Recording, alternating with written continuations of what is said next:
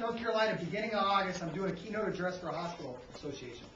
A good friend of mine from high school travels the East Coast of the United States. Charlotte's one of his areas. He's a pharmaceutical rep.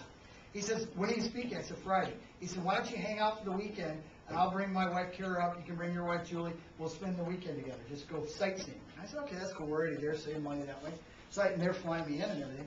So I fly in there. They got the Whitewater Rafting Association. We went whitewater rafting. We drove up to Durham, North Carolina, watched the Durham Bulls play baseball.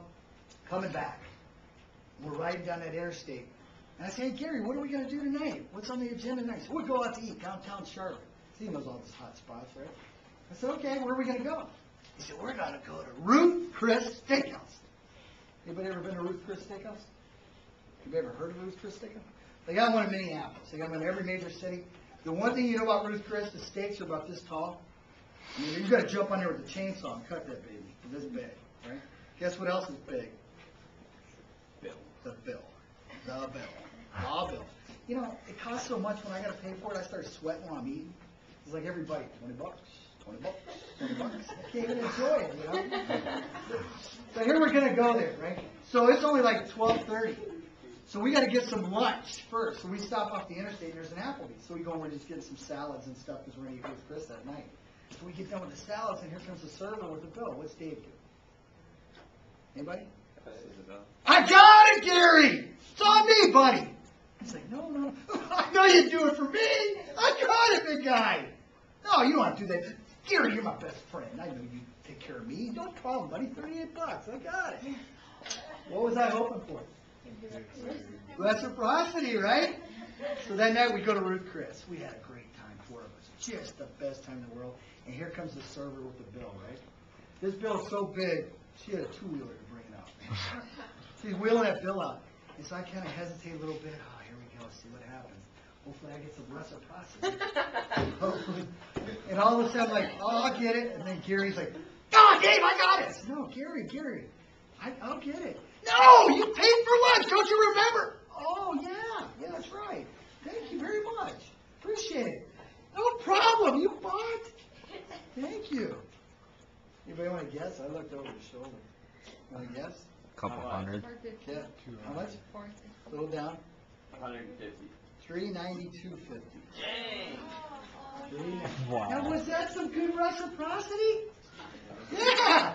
It's a powerful motivator. How about this as a motivator? Authority. Authority. Only four. That's like $100 a person. You got it. See why I sweat when I eat there? Hey, I'm from Minnesota, right? We're leaving 8 o'clock the next morning. I don't have a refrigerator in my room. The server comes up. Would you like a box for that? Yeah, why not, right? So I put this big old steak, half a steak in this box. And then we go sightseeing, walking around downtown Charlotte. I'm carrying a steak under my arm the whole time. What am I going to do with the steak? I don't have a refrigerator. I can't take it back in the airplane. But I'm in this one place, the lady said, what do you got there? He said, oh, I got a steak. I said, what are you going to do with it? I said, well, it looks like I've been dating it. But I said, what am I going to, I don't know. What am I going to, would you please take care of this for me? She said, sure. But, principally, I'm not going to waste that. Authority is a motivator. Do we have any authority in this room? Miss Olson. Miss Olson, right? That's some powerful authority, right? Sometimes. Authority. Can be, right? Authority is a motivator. If you're driving interstate, speed limit 70, you're going 68, you go under the underpass, and they put the radar gun, what are you going to do? Slow down. Because he has authority, right? Is this the best motivator? Yes. Temporarily. But remember how this country was founded, the Revolutionary War? We didn't like authority rule, so we made some changes on our own. Authority is temporary. If somebody came in this country and took over, it wouldn't last, right? But if we combine authority with the most powerful motivator of all, likability, would you do more for a teacher you like than one you don't? Yeah. Yes. The most powerful motivator is likability. And it intertwines with any of these. Likability, folks. Likability and connectability. It comes down to that simple. If you can make someone like you, if I can connect with that person, I am going to get elected president. Do you think President Bush could get elected right now? No. Because nobody likes him, right? Right? For most people, maybe his family does. But in general, that's what it comes down to. So I just say this. When I look out at the young adults, the only thing I see is everybody's telling you, don't fail get straight A's, do this, and that's all good.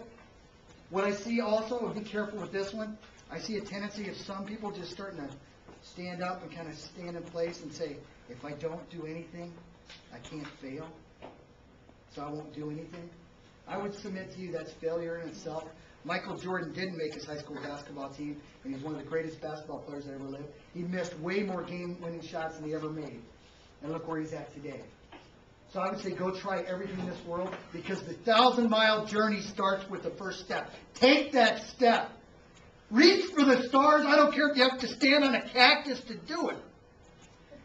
There's greatness in this room. I'm telling you right now, there is greatness in this room. The only thing that stands between you and greatness is you. So go out and be great and do great things, because you do have what it takes. And don't let anyone ever tell you different, because I'm telling you, you got it. Thank you very much.